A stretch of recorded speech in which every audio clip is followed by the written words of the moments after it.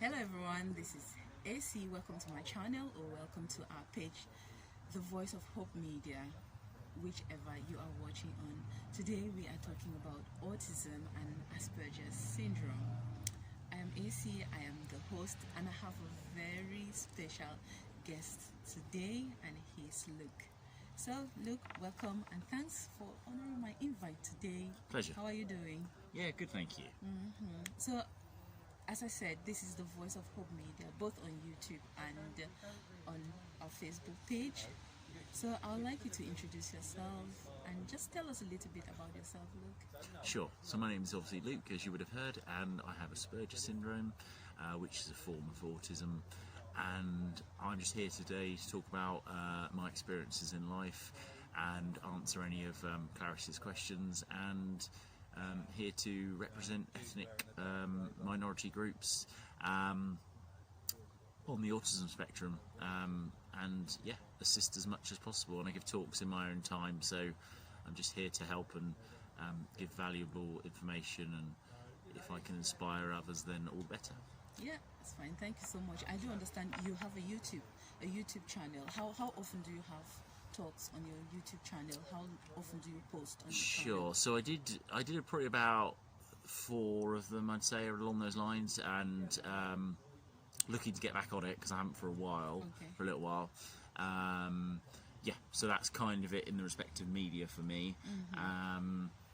And then obviously do the talks is a great thing as well, but for now obviously that's kind of stopped with the current circumstances we find ourselves in this world.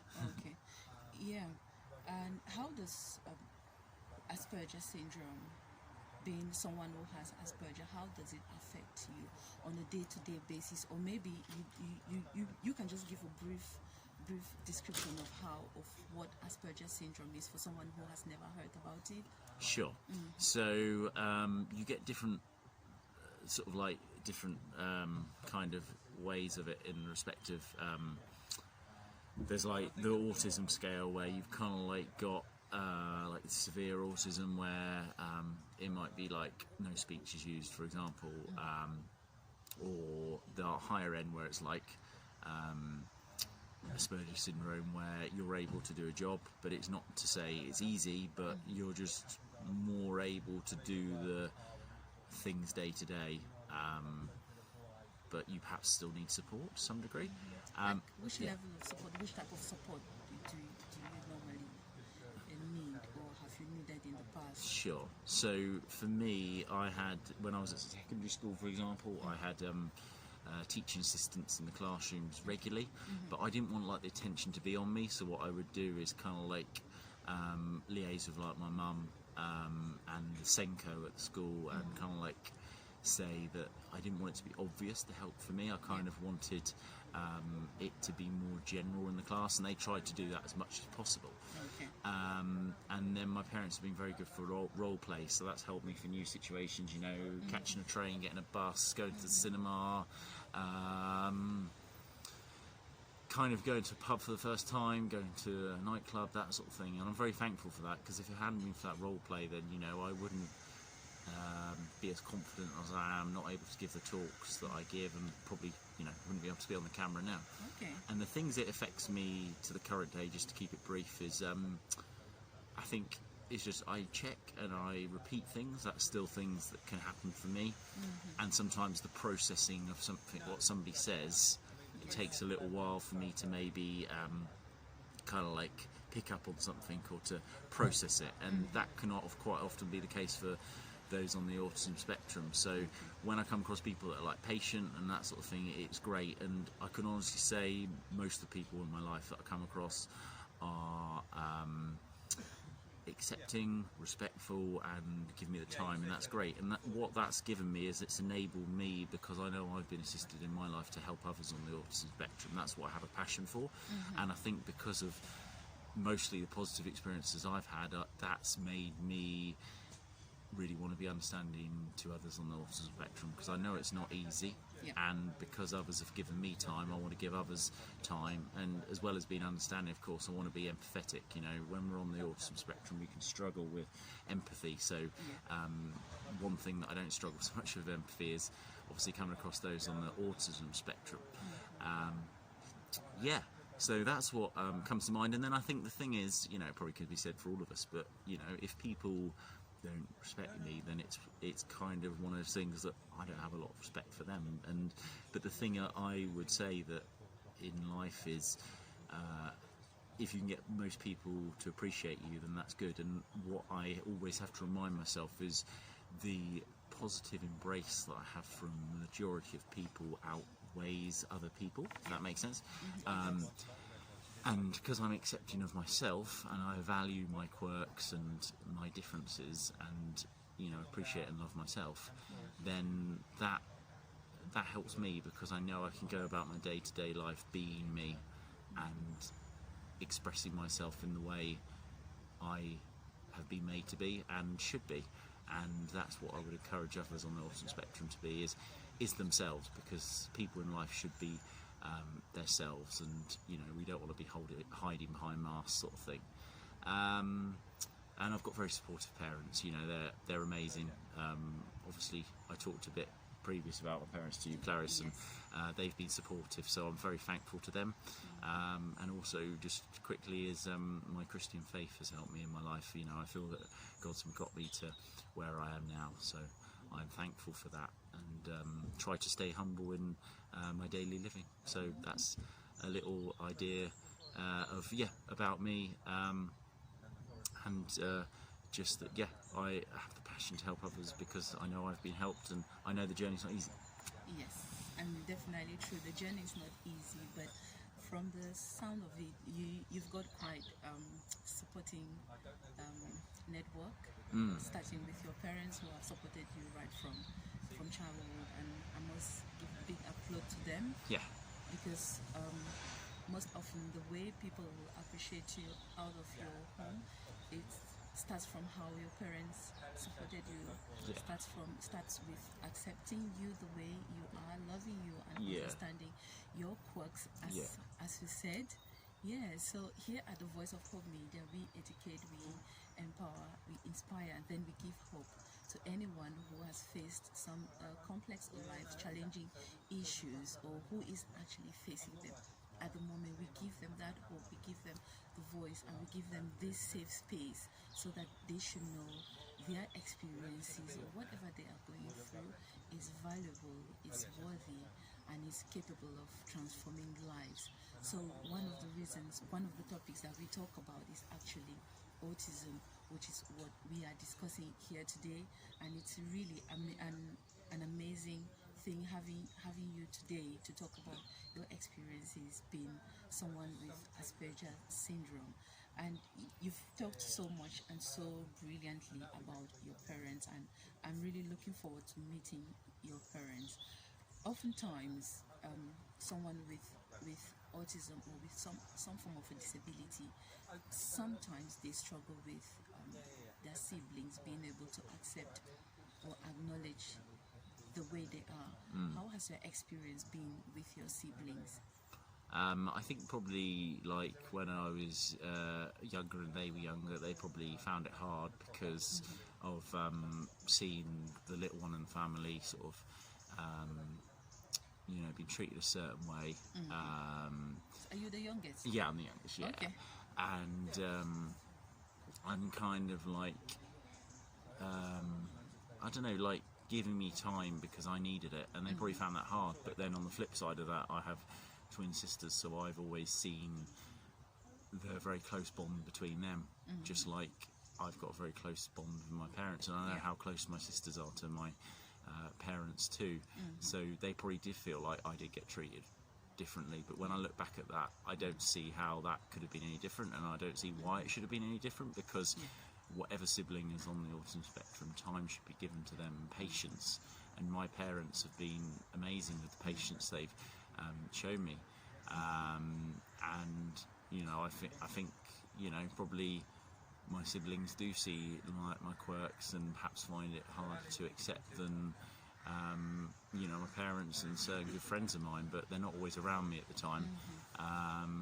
But I know that it's not like they don't show effort at times, and I believe they want to try and just try and go things about the right way, but it is important that they are really accepting of my quirks, to the level that, say, my parents are, because I've got to be me, and when I'm in my own company I do things that perhaps I wouldn't do around certain people in my family or whatever, and it's just good to be you. And I think with my siblings, they just need to see that I am quirky and that I do things in a certain way, and I'm not going to change because that's me and that's important. And the way I look at it in life is that if I'm not offending people and I'm just being myself, then what harm can come of that? And you know, whether it's my jokiness, my punniness, or my make people laugh, and I've been laughing here. and then like my accents is a great thing. My mum got me into accents when I was young because she'd do them, and that's a party trick of mine, and I love doing that. And I love I love coming across certain people and the conversations I can strike up, and the personas of people. And if I wasn't the character I was, and I was stopping myself from doing certain things, then I wouldn't be able to have those amazing, fruitful conversations that I have with people. And that's a great thing about being yourself, is if you want to be friendly and you want to get out there and talk to people and chat to those people just out and about like one should, then I wouldn't be that person I am today. And I like to make people smile, and if I can brighten up their day in some way, whether they're on the autism spectrum or not, then I feel that's an awesome thing.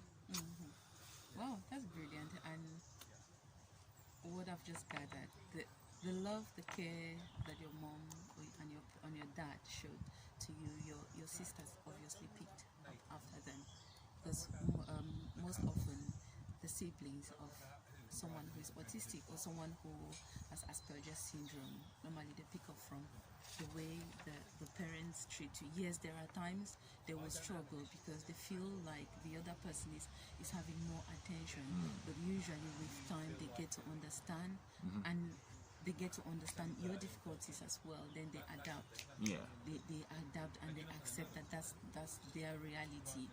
And so what are some of the strategies that can help someone who has Asperger's syndrome, like if he or she is struggling with school or with having friendships?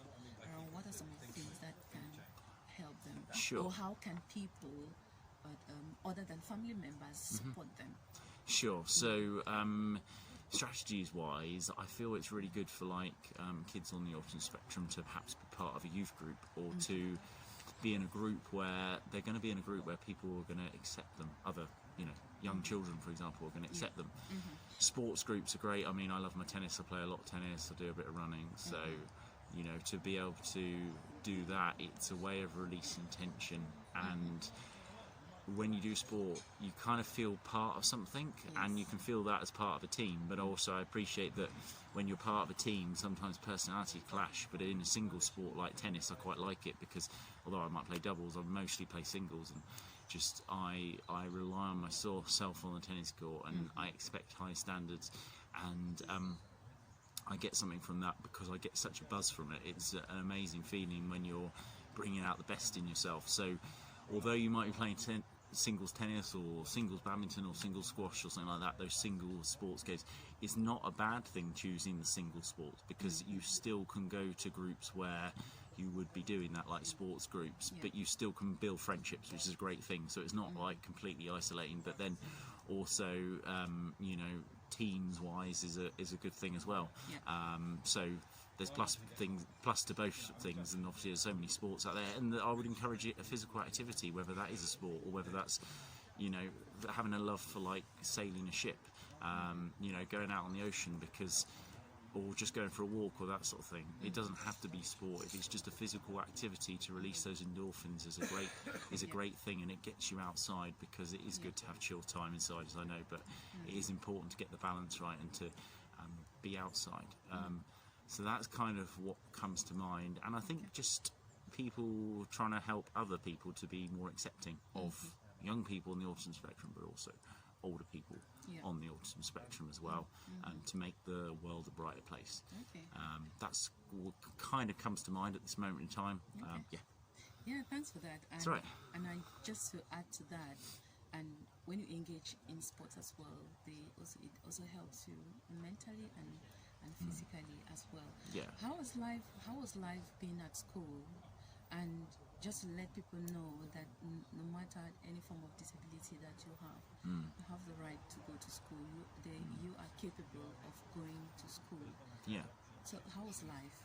So for me, was it difficult? Yeah, when I was at secondary school, it was tough. You know, being like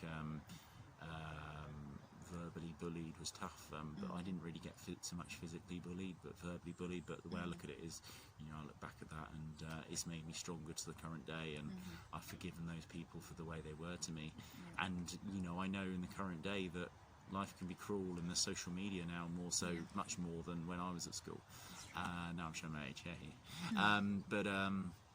yeah, and I know it's not easy, and with like those platforms like social media can be good, but some people say some really awful stuff, and they don't even know those individuals they're giving abuse to, and that's what's just really shocking. And just I think for me, although it wasn't ideal, I haven't perhaps had it as tough as some others, but I feel like if you can make one or two good friends who will be your buddies and stand through thick and thin with you, because I did have a small group of friends, and I'm friends with like particularly one of them to the current day, and one or two of them I'd sort of still see around. Okay. And you know, I had difficulties with them perhaps staying loyal at times, because you know there were temptations to try and hang out with cooler friends, cooler people at school, sort of thing. But you know, that's that. But the friend to the current day, he's a good friend to the current day, which is great. But if you do have those people that can stand by you, then that's a beautiful thing. And also supportive teachers and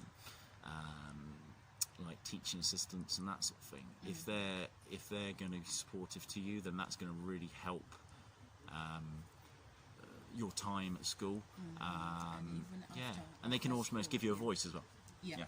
That's true. You're going to say, Thank you so much for that. And I know, like you said, that there are quite a few nasty people online, and some of those who bullied you in the past. Nowadays, I actually look at like being ignorant. Yeah, because exactly. They didn't really know exactly what was happening. And there's this saying that you have to be kind to people, you have to be nice to people. Yeah, exactly. You cannot really tell the battle or the silent battle that someone is fighting. Yeah. For. Exactly. Yeah, and that's the thing. I didn't have the grief online. It was just like in person. But I think if some kids are having the grief in person but online, then obviously it's real tough. And I feel for them, of course. So obviously I want to be a voice to others, and if others can be a voice to those that are suffering, then all the better, wherever it is in the world, you know, on the autism spectrum, because autism is such a wide thing across the world, you know. Yeah, autism knows no race or color or anything. Yeah, exactly. It affects everyone at any time, so it doesn't discriminate, unfortunately. Yeah. So another tricky question I'm going to ask: what about relationship, girlfriend? Yeah, sure. So, stuff. Did you always find it difficult having a girlfriend? Yeah, so I didn't have a girlfriend when I was at secondary school, and I guess I only took more of an interest in girls when I was sort of like a young adult, and the first girl I got with was when I was like 20, and you know, I have a girlfriend at the moment, and I have friends. I only have a small amount of friends.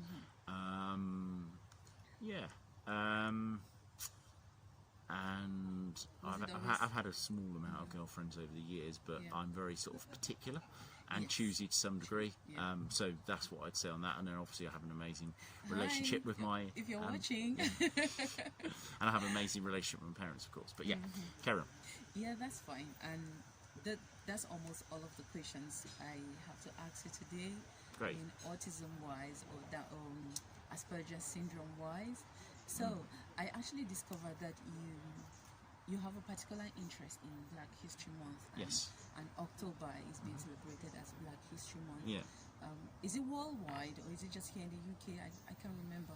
Black History Month. I have a feeling it's worldwide. Worldwide. Yes. So yeah, what are your thoughts on Black History Month? Yeah. So obviously, there's been a lot in sort of like within the last 6 months of Black Lives Matter, and obviously that's something that I fully support and appreciate, because it's so important that whatever ethnic group you are, that you feel appreciated, and that's why I have this passion to talk to yourself and also to interact with different ethnic groups, you know, those of Afro Caribbean background, Asian, etc.